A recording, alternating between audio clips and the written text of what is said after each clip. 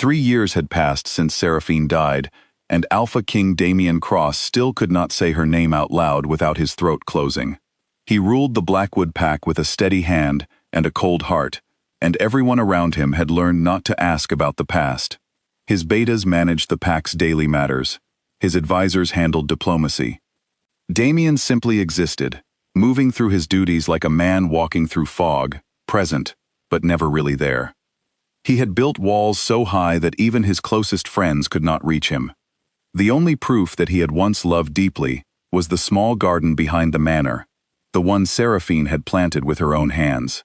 He never let anyone touch it, though he never visited it either. It grew wild and untamed, much like the grief he refused to face.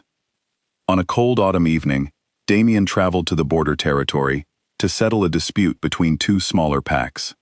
It was tedious work, the kind he usually left to his men, but restlessness had been gnawing at him for weeks, and he needed to be anywhere but his own castle.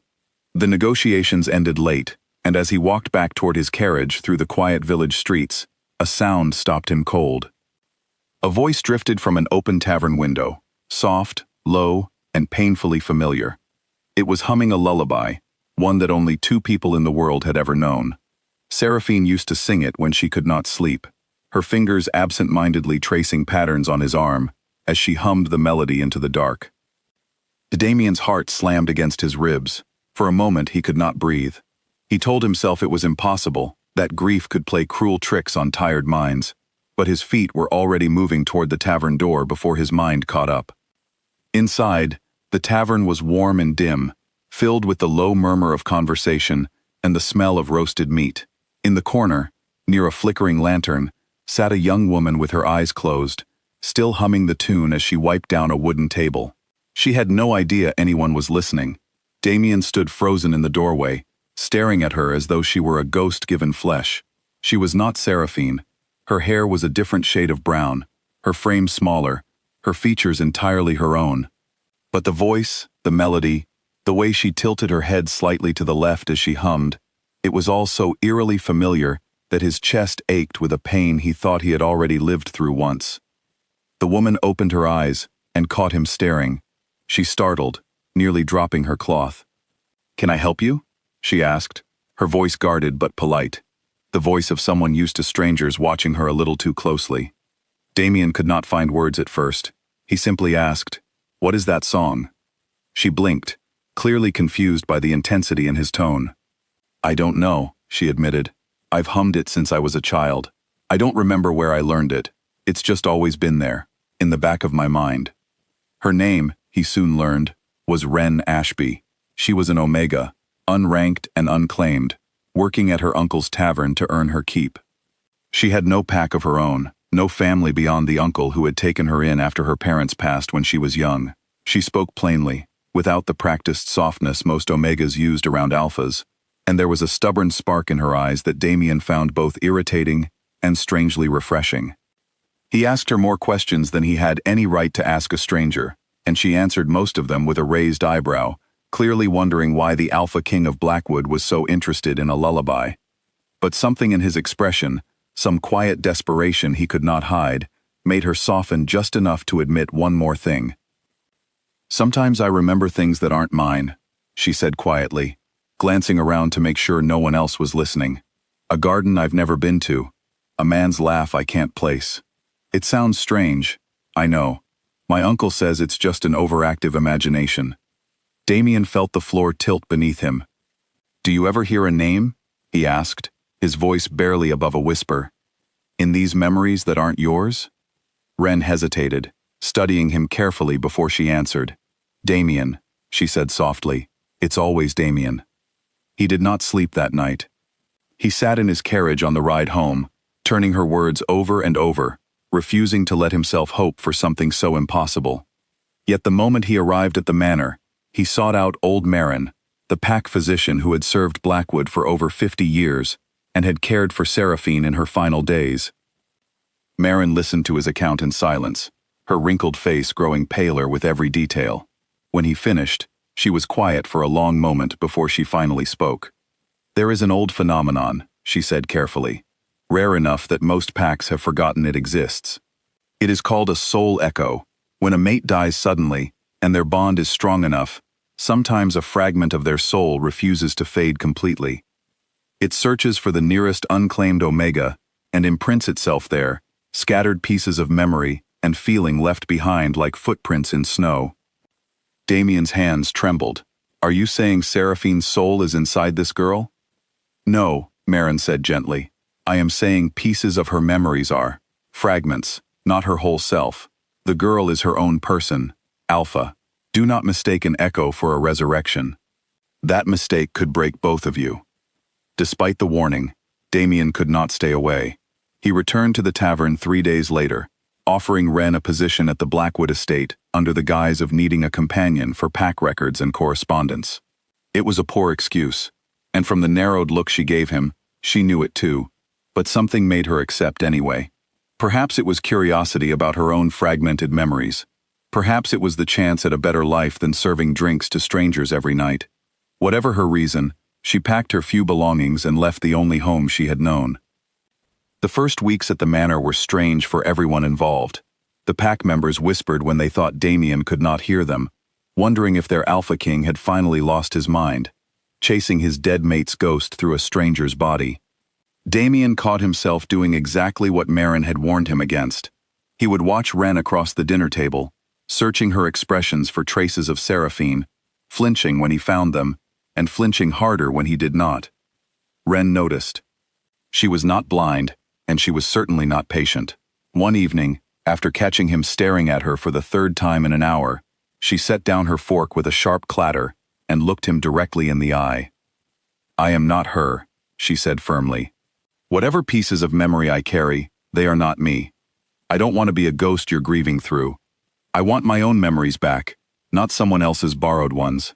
And I want you to see me, not the wife you lost. Her words struck him harder than any blade could have. He sat in silence for a long moment, ashamed of how transparent his grief had made him. You're right, he finally admitted. I am sorry. It was never fair of me to look at you and search for her. It was a small moment, but it changed something between them. Slowly, carefully, Damien began to actually see Ren for who she was. She was sharp-tongued in ways Seraphine never had been, quick to argue with him over pack decisions she thought were unfair, unwilling to bow her head simply because he held a higher rank. She laughed loudly and without restraint, snorted when something truly amused her, and had absolutely no patience for pack politics or empty formalities. She was nothing like his gentle, soft-spoken wife, and yet Damien found himself drawn to her honesty in a way he had not expected. The fragments of memory did not disappear entirely, though. Some nights, Ren would wake gasping, overwhelmed by feelings that were not her own, grief so heavy it left her breathless, or love so intense it frightened her. Damien would sit with her during these episodes, holding her hand, gently reminding her that whatever she was feeling belonged to a story that was not hers to carry alone. During one such night, Ren asked him to tell her about Seraphine, not out of jealousy but out of a genuine need to understand the woman whose echoes lived inside her mind. Damien hesitated at first, unused to speaking about his late mate after years of forced silence. But something about Ren's steady patience made the words come easier than he expected. He told her about how Seraphine used to plant flowers in the garden behind the manor, insisting on doing the work herself despite her status as queen. He told her about her laugh, quiet and warm, nothing like Ren's loud bursts of amusement. He told her about the day Seraphine died, an illness that struck too fast for even Maren's skill to stop, and how he had held her hand until her final breath left her body. Ren listened without interruption, tears slipping down her cheeks by the time he finished. She sounds like she loved you very much, she said softly. She did, Damien admitted, and I loved her. But loving her memory the way I have been, refusing to move forward, it wasn't fair to her either. She would not have wanted me to live like a ghost myself.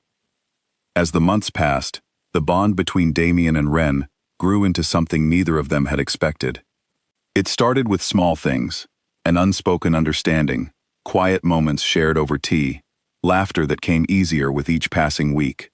Damien found himself looking forward to her sharp remarks during pack meetings, to the way she challenged him without fear, to the warmth she brought into a manner that had felt cold and empty for years. The soul echo began to fade as their bond deepened, exactly as Maren had predicted it might. Ren's own memories filled the spaces where fragments of Seraphine's had once lingered, much like furniture slowly filling an empty room. The flashes of a garden she had never visited grew less frequent. The unfamiliar laughter faded into silence. Even the ache she used to feel at the sound of Damien's name softened into something warmer, something that belonged entirely to her own growing feelings for him. The last piece to fade was the lullaby. On the anniversary of Seraphine's death, Damien finally returned to the garden he had avoided for 3 years. Ren walked beside him, her hand resting gently in his. The flowers had grown wild, tangled, and overgrown, but beautiful in their own untamed way. Damien knelt beside the small stone marker Seraphine's family had placed there, tracing his fingers over her name carved into the surface. Ren began to hum the lullaby, soft and slow, just as she had that first night in the tavern. But this time, something felt different.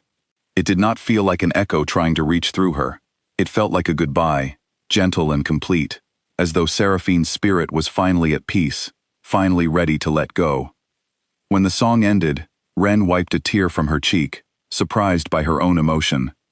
"I don't think I'll remember that song anymore," she said quietly. "It doesn't feel like it belongs to me now. It feels like it already said what it needed to say." Damien rose to his feet and pulled her into his arms, holding her close beneath the autumn sky. "Thank you," he whispered against her hair, "for carrying her memory long enough to help me say goodbye. And thank you for staying long enough to become someone I could fall in love with on your own." Ren looked up at him, her eyes soft but steady. "I didn't do it for her," she admitted. "I did it because somewhere along the way, I stopped being the girl who carried someone else's memories and started being the woman who fell in love with you." The following spring, Damien marked Ren as his true mate in a quiet ceremony attended only by their closest pack members. There were no grand celebrations, no elaborate declarations, just two people who had found each other through grief and healing, choosing to build something new from the pieces life had scattered before them. The pack no longer whispered about ghosts or echoes when Ren walked through the manor halls. They simply called her their queen, a title she wore not because she resembled the queen before her, but because she had earned it entirely on her own terms. Damien never forgot Seraphine, nor did he wish to. Her memory remained a quiet, gentle presence in his heart, no longer a wound that refused to heal, but a chapter of his life he could finally look back on with peace instead of pain. And beside him, through every sunrise and every quiet evening in the garden Seraphine had once planted, stood Ren, not a shadow of the past, but the woman who had helped him find his way back into the light.